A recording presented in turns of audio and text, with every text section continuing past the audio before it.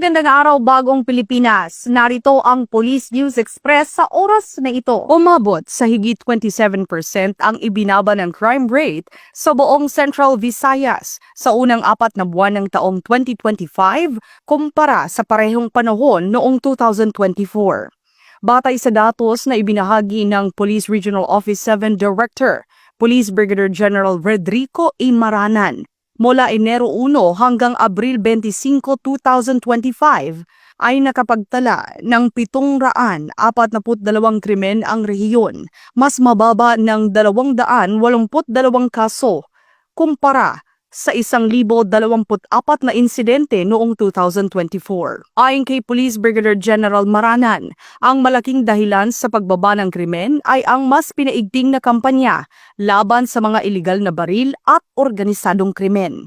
Alinsunod sa direktiba ni PNP Chief Police General Romel Francisco Marbil bilang paghahanda sa ligtas na halalan. Kabilang sa mga matagumpay na operasyon ng Police Regional Office 7 ay ang pagkakadakip ng Criminal Investigation and Detection Group Provincial Field Unit 7 sa 3 miyembro ng sindikatong sangkot sa gun running na nag-ooperate sa Cebu at mga karatig lalawigan.